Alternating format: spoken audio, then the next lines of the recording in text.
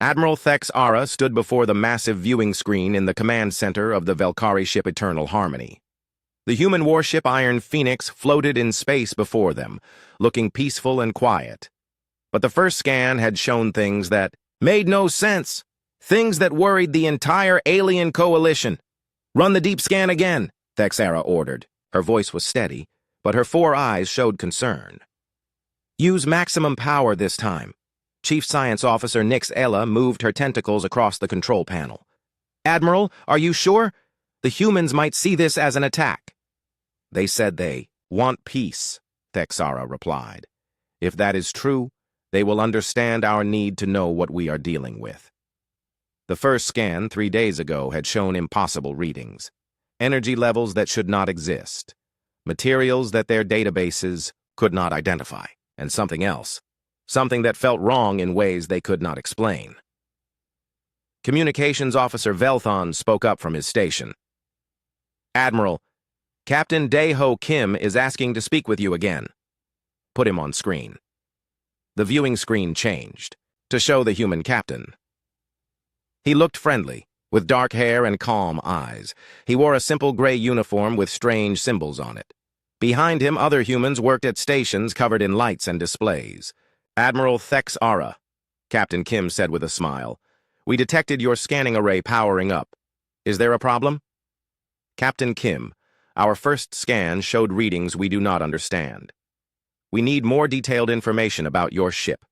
The human captain's smile stayed the same, but something changed in his eyes. "Of course, Admiral. We have nothing to hide. Scan all you want." The screen went dark. Thex Ara looked at her science officer. "Begin the deep scan. I want to know everything about that ship." Nixila worked at her controls. The scanning array on the Eternal Harmony was the most powerful in the Coalition fleet.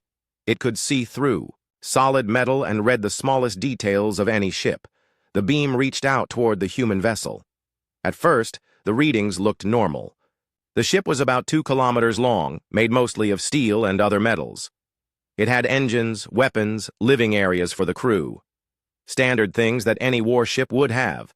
But as the scan went deeper, strange things began to appear. "Admiral," Nixila said, her voice uncertain. "The hull is not what it appears to be." "Explain." "The outer layer is normal steel, but underneath there are other layers, materials I have never seen before. And—" She paused, checking her readings again. "There are tiny machines inside the metal itself." Thex Ara moved closer to the science station. "Machines? Smaller than anything we thought possible. Millions of them. They seem to be moving through the ship's structure like blood through a body." On the human ship, First Officer Subin Lee walked onto the bridge. She was a tall woman with short black hair and sharp eyes. She moved to stand beside Captain Kim. "They are scanning us again," she said quietly. "Much deeper this time." "I know," Kim replied, not taking his eyes off the alien ship. "Let them look. They will see what we want them to see. And if they see too much?" Kim's smile faded slightly. "Then we deal with that when it happens." Chief Engineer Won-Sik Park spoke from his station. "Captain, they are trying to scan our main reactor. Should I activate the shields?" "Not yet," Kim said. "Let them think they are seeing everything." Back on the Eternal Harmony, more strange readings appeared on the screens. Nixela stared at the data, trying to understand what she was seeing. "Admiral, the energy readings are getting worse," she reported. "The reactor should not be able to produce this much power. It is 10 times stronger than our largest engines." "How is that possible?" "I do not know." "And there is something else. The weapon systems—" Nixela's voice trailed off. "What about them?" "They are not just weapons. They seem to be alive somehow. The metal is changing, moving, like it can think." Tactical Officer Velkran joined them at the science station. He was a large, insect-like creature with multiple eyes. "That is impossible. Weapons are tools, not living things." "Look at the readings yourself," Nixela said, pointing at the screen. Velkran studied the data. His compound eyes widened. "These readings suggest that the weapons can change their shape. They can become different types of weapons depending on what they need to fight." Admiral Thex Ara felt a cold sensation run through her body. In all her years of service, she had never seen anything like this. The coalition was made up of 12 peaceful species. They had small conflicts sometimes, but nothing that required weapons like these. "How many humans are on that ship?" she asked. Velthon checked his readings. "Approximately 800 crew members. 800 beings with weapons that can think." Thexara shook her head. "What kind of species builds such things?" On the human ship, Tactical Officer Hye Jin, Cho monitored the alien scans from her station. She was young for her position, but her skills were exceptional. Her fingers moved quickly over her controls as she watched the alien's scanning beam probe their ship. "Captain," she said, "they are getting close to the restricted sections." Kim nodded. "Activate the dampening fields around decks 12 through 15. Make it look like normal shielding." "Yes, sir." The dampening fields came online, hiding the deepest secrets of the Iron Phoenix. But the aliens had already seen enough to worry them. "Admiral," Nixella reported, "the scan is being blocked in some areas, but what we have seen so far—" She paused, looking at her data again. "This ship is not just a warship, it is something else entirely." "What do you mean?" "The integration between the crew and the ship is unlike anything in our databases. The humans are not just operating the ship. They are connected to it somehow. The ship responds to them like it is part of their own bodies." Thexara looked back at the viewing screen, where the human ship hung in space like a sleeping beast. "Send a message to the Coalition Council. Tell them we need an emergency meeting." "What should I tell them?" Velthon asked. "Tell them we have found something that changes everything we thought we knew about warfare." The deep scan continued for another hour. With each minute, the readings became more disturbing. The human ship was not just advanced technology, it was something that should not exist. Something that made the peaceful aliens question everything they believed about how civilized species should behave. When the scan finally ended, Admiral Thexara sat in her command chair, staring at the data on her screens. The humans had been friendly, cooperative, even helpful. But their ship told a different story. It spoke of a species that had turned war into an art form, that had created machines that could think and adapt and learn from every battle. "Admiral," Velthon said quietly, "what are your orders?" Thexara looked at the human ship one more time. 800 humans, traveling in a vessel that was part machine, part living creature, part something else entirely. They claimed to want peace, but everything about their ship suggested they were the most dangerous species the Coalition had ever encountered. "Continue monitoring," she said finally, "and prepare for anything." Dr. Kexnor had been studying alien technology for 40 years. He had seen ships from every species in the Coalition, but the readings from the human vessel made him question everything he thought he knew about engineering. "These nanobots," he said to his assistant, Velshara, "they are not just repair systems. Look at this data." Velshara leaned over the display, her blue skin changing color as she concentrated. "They seem to be learning?" "More than learning. They are evolving. Each time we scan them, they change slightly. They are adapting to our scanning beam." On the human ship, Iron Phoenix, Dr. Minho Zhang worked quietly in his laboratory. He was the ship's xenobiologist, tasked with understanding alien life forms. But right now, he was more concerned about the aliens understanding human technology. "The nanobots are responding to their scans," he reported to engineer Jiwoo Nam over the comm system. "Should I increase the masking protocols?" Jiwoo's voice came back through the speaker. "Not yet. Let them see the surface systems. It will give them something to worry about while hiding the real surprises." Dr. Zhang smiled. The aliens thought the nanobots were advanced. They had no idea that these were the oldest, simplest systems on the ship. The real technology was buried much deeper. Back on the Eternal Harmony, more scientists gathered around Kexnor's station. The deep scan had revealed layer after layer of impossible technology. "The energy conduits," said Dr. Thylin, a tall, thin alien with 6 arms. "They show signs of controlled antimatter reactions. But antimatter is unstable. It should destroy the ship." "Unless," Kexnor said slowly, "they have found a way to control it perfectly. Look at these readings. The antimatter is contained in magnetic fields that adjust themselves millions of times per second. Velshara pointed at another section of data. And here, the weapon systems. They are not just powerful, they seem to remember things. Remember? Each weapon shows signs of previous use, but not just wear and tear, they show adaptation patterns, like they learned from every battle they have been in. The scientists fell silent. A weapon that could learn was a terrifying concept. In the Coalition, weapons were simple tools. They fired energy beams or projectiles, and that was all. The idea of a weapon that could think, adapt, and improve itself was beyond their understanding. Admiral Thexara entered the science bay. "What have you found?" Kexnor turned to face her. "Admiral, this ship is not just advanced. It is impossible." "Explain." "Every system we scan shows signs of biological integration. The ship is not just operated by the humans. It is connected to them in ways we do not understand." Thexara looked at the data displays. "You mean the ship is alive?"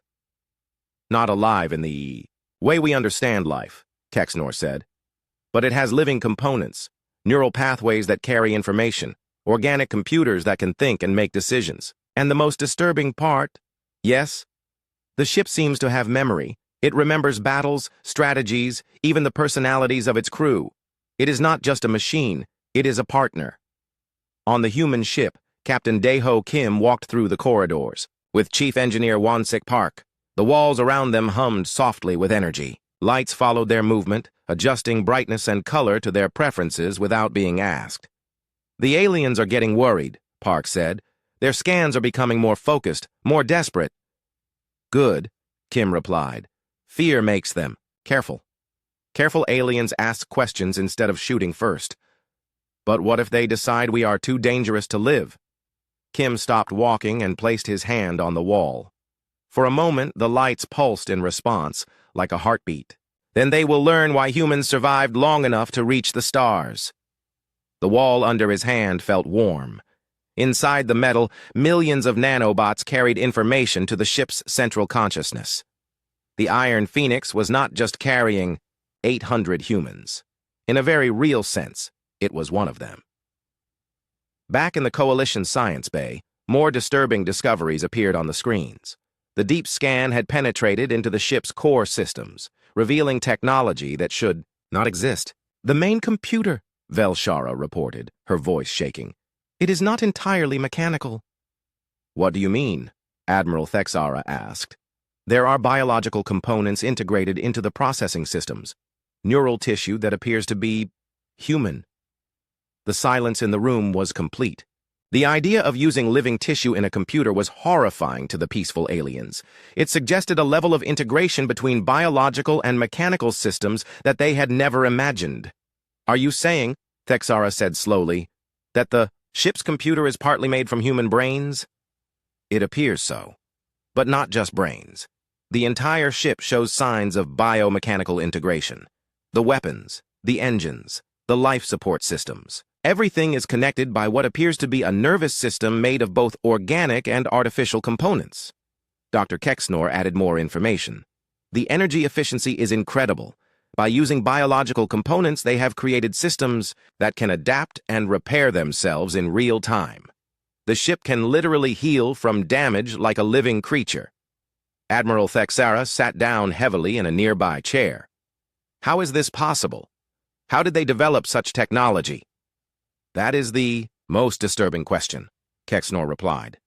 "This level of biomechanical integration suggests centuries of research and development, and the only reason to develop such technology would be war," Thexara finished. "Constant, brutal war that required ships to survive impossible damage and keep fighting." On the human ship, Security Chief Tae-Young-Oh monitored the alien communications from his station. The Coalition was using encrypted channels, but human technology had broken their codes within hours of first contact.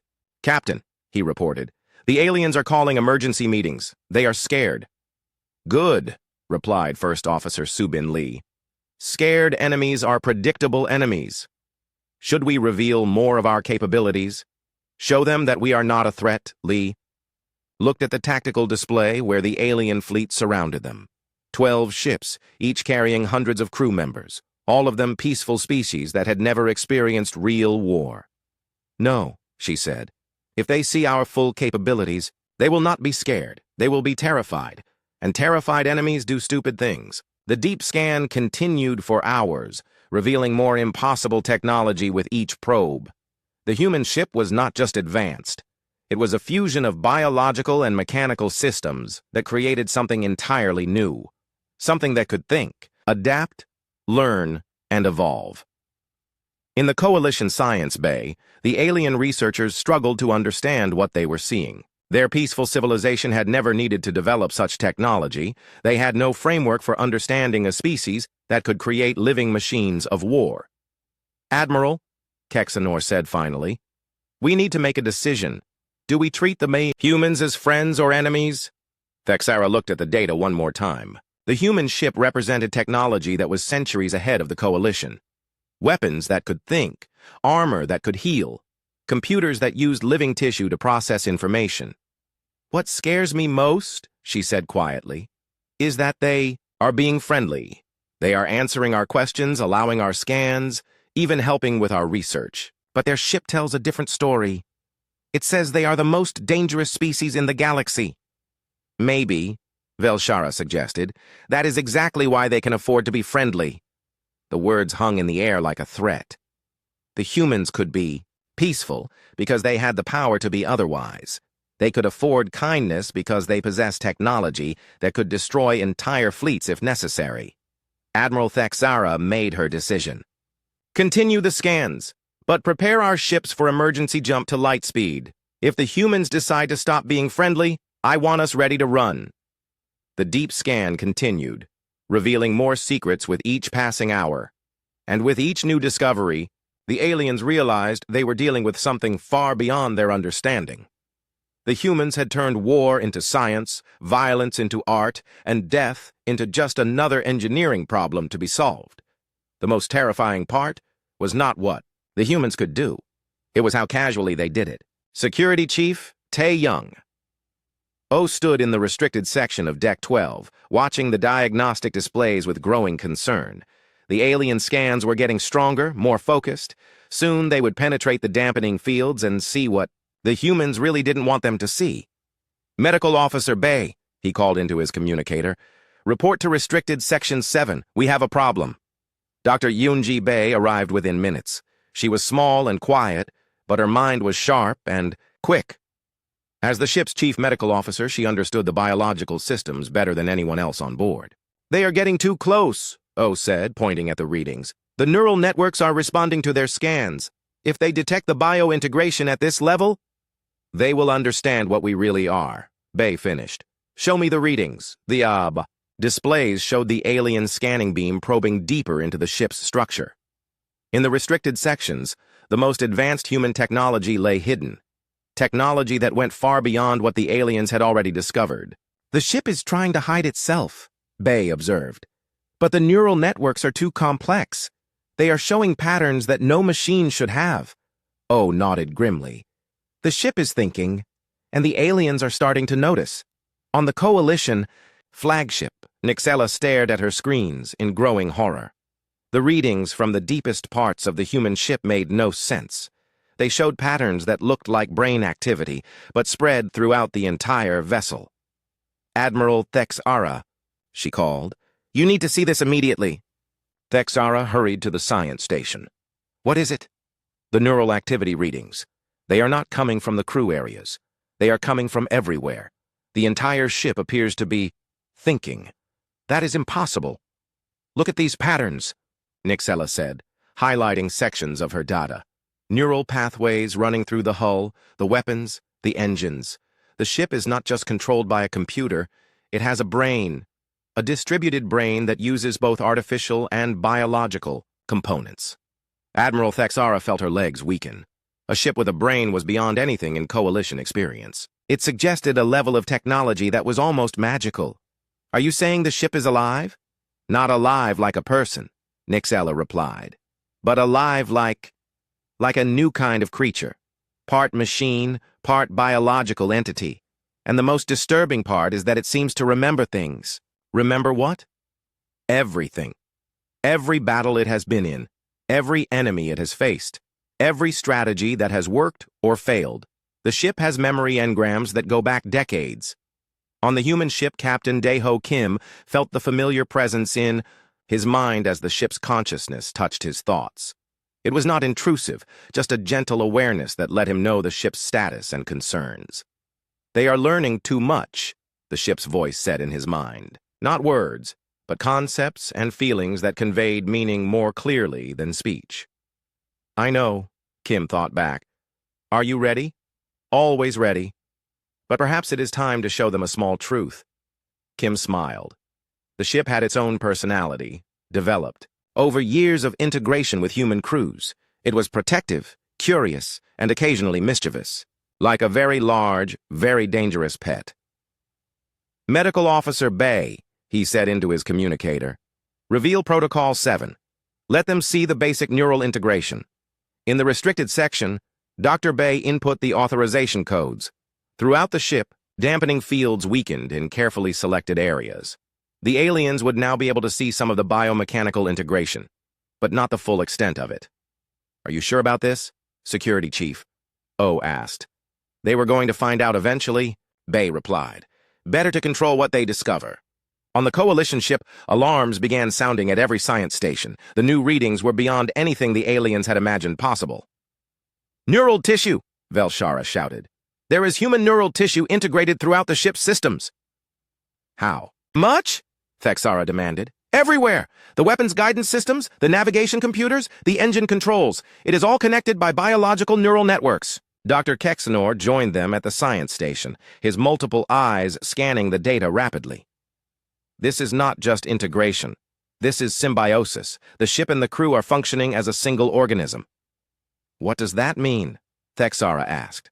"It means," Kexnor said slowly, "that the ship can think as fast as the crew can think. It can make decisions in microseconds. It can adapt to new situations instantly. And most terrifying of all, it can learn from every experience and share that knowledge with other ships." The implications were staggering. A fleet of such ships would be like a single vast intelligence with hundreds of bodies. Each ship would know what all the others had learned. Defeats would become impossible because the ships would adapt too quickly. "How do they control it?" Velshara asked. "How do they stop the ship from taking over?" "Maybe," Thexara said quietly, "they don't need to stop it. Maybe it wants to work with them." On the human ship, Engineer Jiwoo Nam monitored the alien reactions from his station. Their communications were becoming more frantic with each new discovery. "Captain," he reported, "they are calling for reinforcements. More coalition ships are jumping into the system." "How many?" 30 so far. More coming." Captain Kim nodded, calmly. "They are scared. That is understandable." "Should we be concerned?" asked First Officer Subin Lee. "No," Kim replied. "They are bringing more ships to feel safer. But they do not understand that numbers mean nothing against technology like ours." The ship's consciousness touched his mind again. "Shall I demonstrate our capabilities?" "Not yet," Kim thought back. "Let them think they have the advantage." In the Coalition fleet, Admiral Thexera watched more ships arrive every few minutes. Soon she would have over 50 vessels under her command. It should have made her feel safer, but the readings from the human ship continued to show impossible things. "Admiral," Communications Officer Velthon reported, "the human ship is sending a message."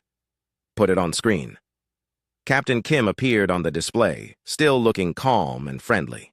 Behind him, the human crew worked at their stations as if nothing unusual was happening. "Admiral Thexara," Kim said, "we notice you are gathering quite a fleet.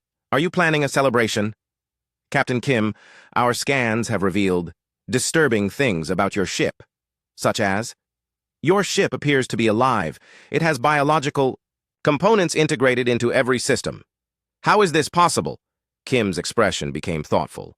"Admiral, may I ask you a question? In your species' history, have you ever faced extinction?" "Extinction?" "No. Our species has been peaceful for thousands of years." "Then you cannot understand our technology," Kim said simply. "Our ship is the way it is because we had to make it that way to survive. When death comes for your entire species, You learn to build things that can think, adapt, and fight back. Fight back against what?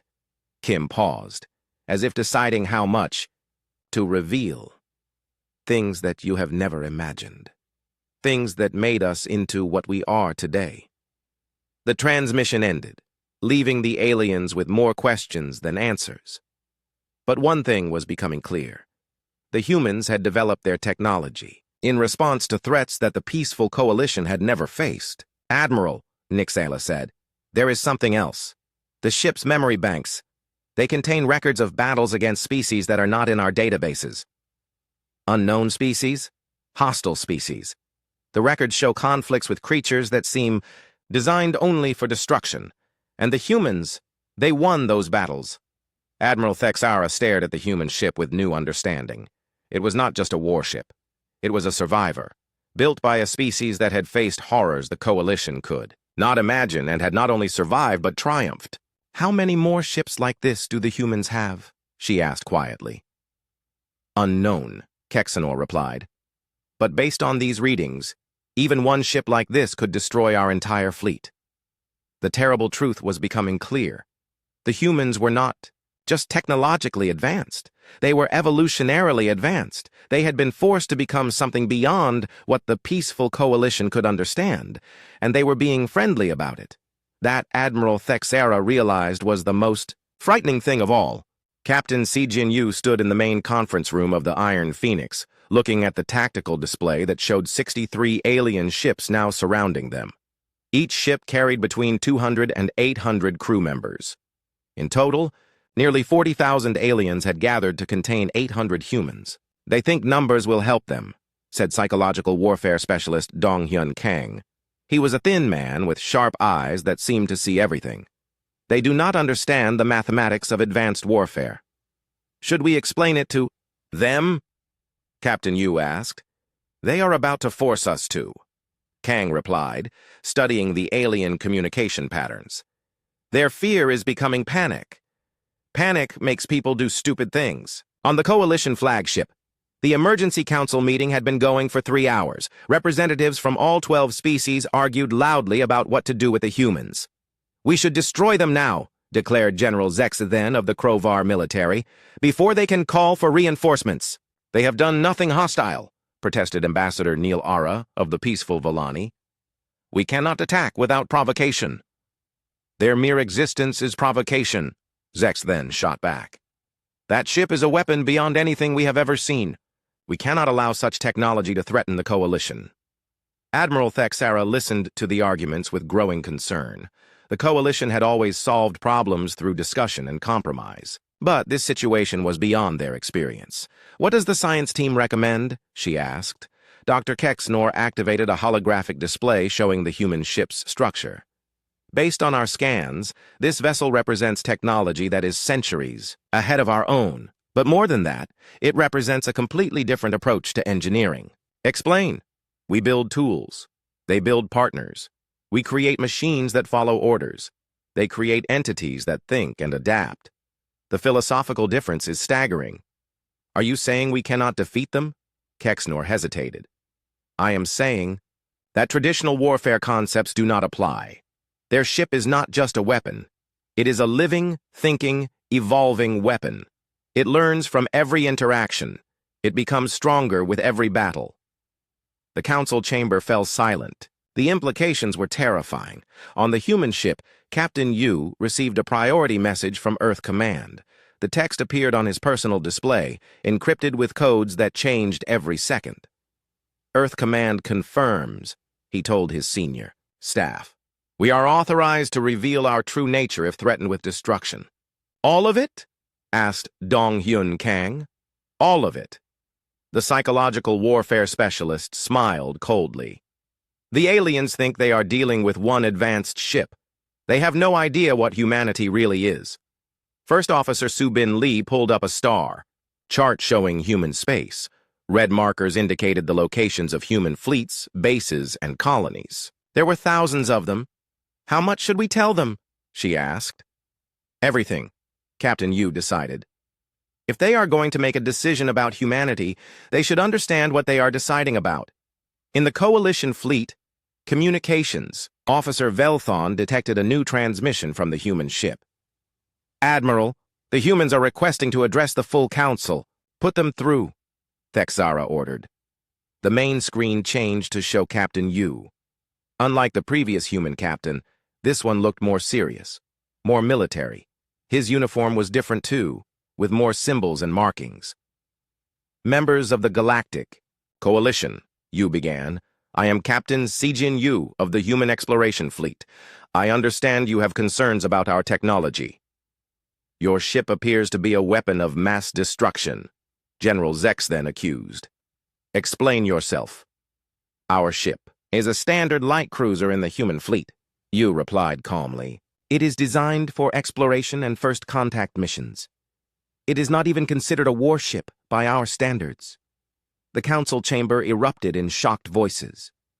Admiral Thexara called for silence. If this is not a warship, she asked, what do your actual warships look like? Captain Yu gestured, and the screen split to show technical specifications. The aliens stared in horror at the data. Our heavy cruisers are 10 times larger than the Iron Phoenix. Our battleships are 50 times larger. Our dreadnoughts. He paused. We have only built 12 dreadnoughts. Each one is capable of sterilizing entire star systems if necessary. How many ships do you have? Ambassador Nilara asked weakly. Currently active? Approximately 50,000 combat vessels of various classes. In reserve, another 200,000. Under construction, about 30,000 per year. The numbers were impossible to process. The entire coalition fleet consisted of fewer than 10,000 ships, most of them designed for peaceful purposes. The humans had built a war machine beyond imagination. Why? Admiral Thexara asked. Why do you need so many warships? Captain Yu's expression became grim. Because we are not the only intelligent species in this galaxy, and not all of them are as peaceful as your coalition. He activated another display showing a galactic map. Large sections were marked in red. The Devourer swarms control this region, he said, pointing to a red zone. They consume all biological matter they encounter. Here, the machine consciousness has turned 17 star systems into automated factories that build nothing but weapons. And here, he pointed to the largest red zone. The Void Hunters. They destroy civilizations for sport. We have never encountered these species, Dr. Kexnor said. Because we have kept them away from you, Yu replied simply. For the last 300 years, humanity has been fighting a war to contain these threats. We have lost over 2 billion people protecting species that do not even know we exist. The council chamber was dead silent. The revelation that humanity had been protecting them was shocking enough, but the scale of the conflict was beyond their comprehension. Show them the battle records, Dong Hyun Kong suggested from off-screen. Captain Yu nodded and activated another display. The aliens watched in horrified fascination as holographic battles played out before them. Massive human fleets engaged in desperate fights against creatures that seemed designed purely for destruction. This is why our ships are the way they are, Yu explained. When you fight enemies that adapt to every weapon, you must build weapons that adapt faster. When you face foes that never tire, you must create ships that can repair themselves. When you encounter intelligence that seeks only to destroy, you must become more intelligent, more adaptable, more dangerous than they are. Admiral Thexara watched the battle recordings with growing understanding.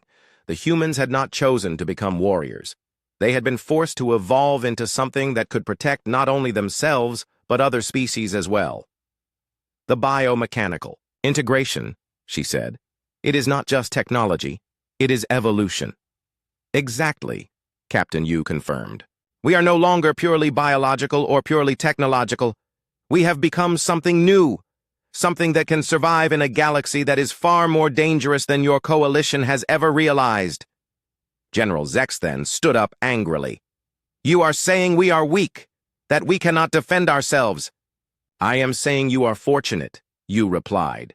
You have been able to remain peaceful because others have fought the wars for you, but that is about to change. What do you mean?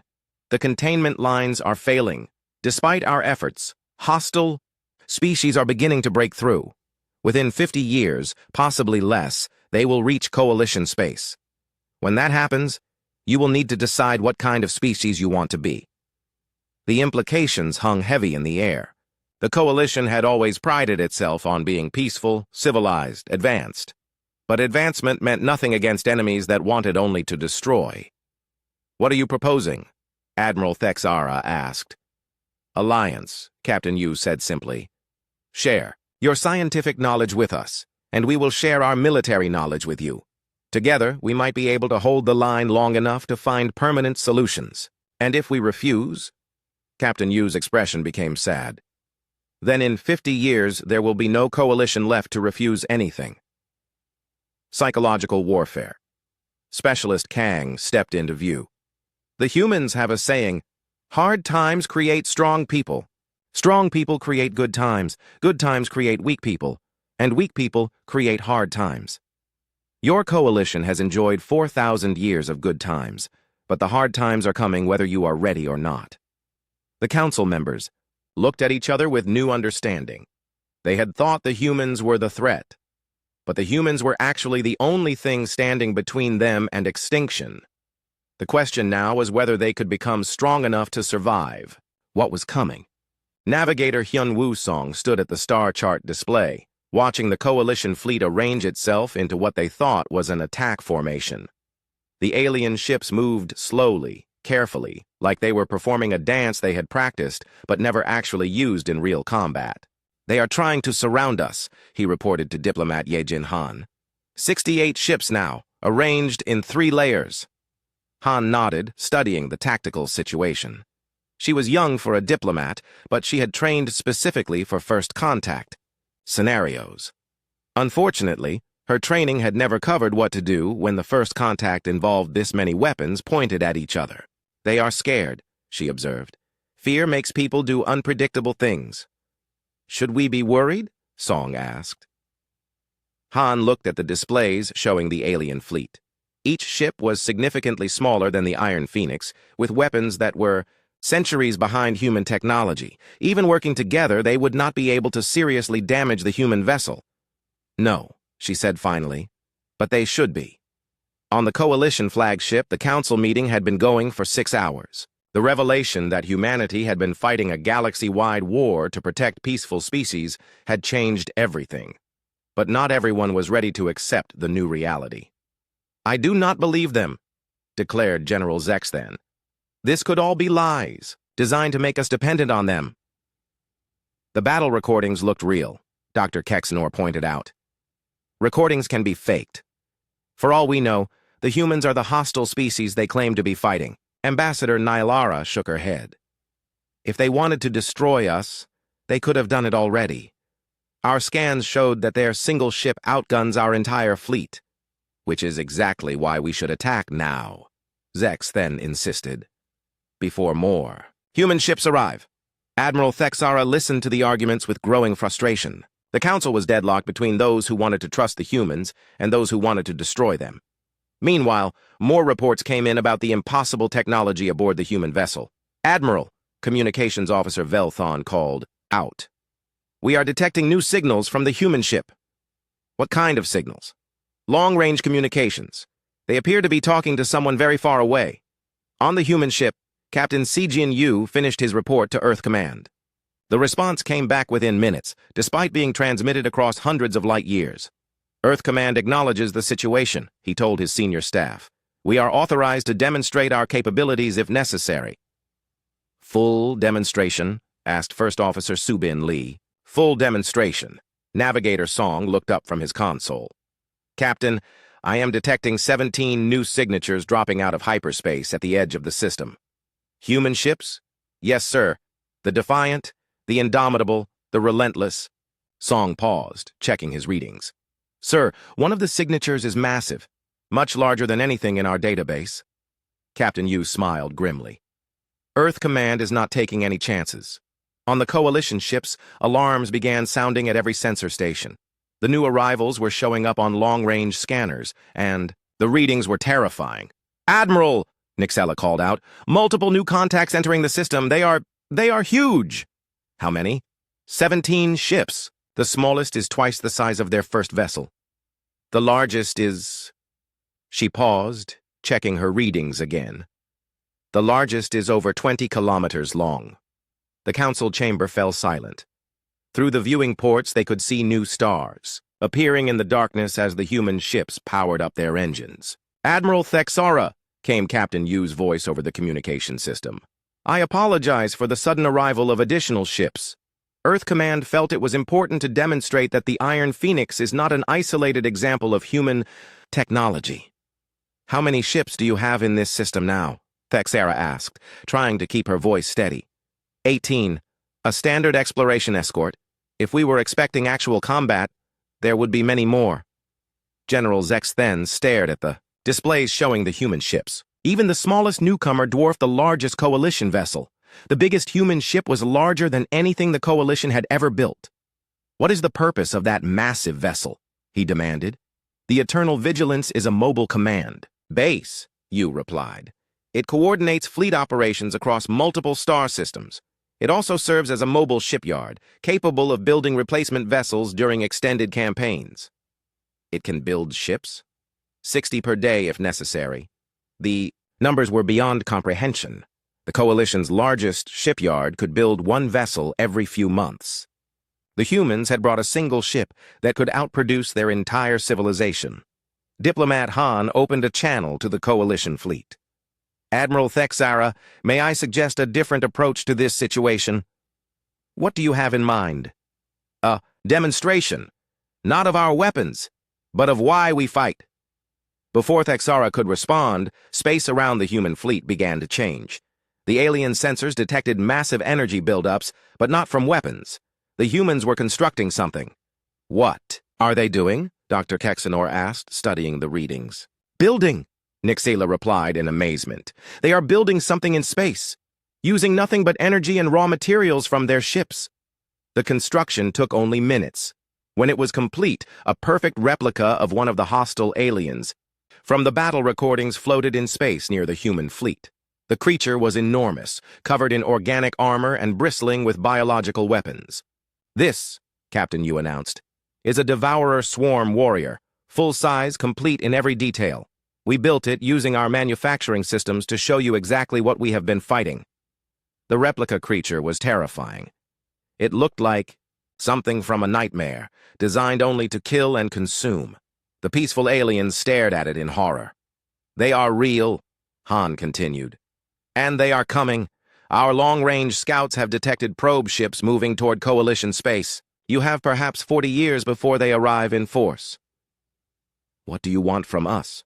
Admiral Thexara asked quietly. "Partnership," Yu replied. "Your species have scientific capabilities that we lack. Your mathematics, your energy research, your biological sciences. Combined with our military technology and experience, we might be able to find better solutions than simply fighting endless wars. And if we refuse, then we continue to fight alone, as we always have. But when the hostile species reach your space, there will be no one left to help you." The council members looked at each other uncertainly. The decision would change everything about their civilization. They could remain peaceful and probably die, or they could ally with the humans and become something they had never been before. "There is another option," General Zexit then said suddenly. "We could attack the humans now, destroy their ships and take their technology for ourselves." The suggestion hung in the air for a moment. Then Captain Yu's voice came back over the communication system. "General, you are welcome to try.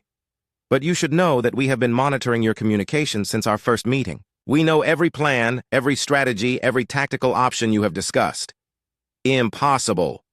Your encryption is approximately 300 years behind ours.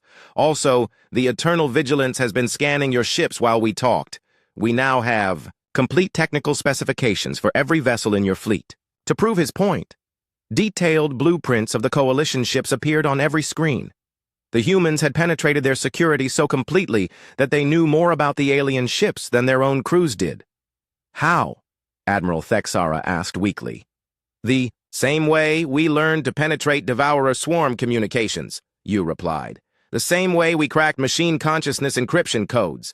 When you fight for survival long enough, you become very good at gathering intelligence." Diplomat Han added gently, "We are not your enemies, but we are far more advanced than you realized. Military pressure will not work. The only viable option is cooperation." The Coalition fleet hung in space, surrounded by human ships that could have destroyed them at any moment but chose not to. The demonstration was clear. Humanity held all the advantages, but still preferred partnership to conquest. What would this alliance involve? Ambassador Nilara asked. Cultural exchange, Han replied. Scientific cooperation and preparation for what is coming. We can teach you to defend yourselves, but you will need to choose what kind of defenders you want to become. Admiral Thexara looked around the council chamber at the representatives of 12 species. They had all enjoyed thousands of years of peace. But that peace had been built on the sacrifices of others, whether they knew it or not. The vote will be taken in 1 hour, she announced. All species will decide together, alliance with humanity, or continued isolation. As the council prepared to vote, the human ships waited patiently in space. They had made their offer and demonstrated their capabilities. Now it was up to the Coalition to decide whether they wanted to survive what was. Coming Navigator Song watched the alien ships on his displays and smiled. They are going to say yes, he told Diplomat Han. They are scared, but they are not stupid. Han nodded. Good. Because ready or not, the galaxy is about to become a much more dangerous place. And we are going to need all the help we can get. The vote, when it came, was unanimous. The Coalition chose survival over ideology, alliance over isolation.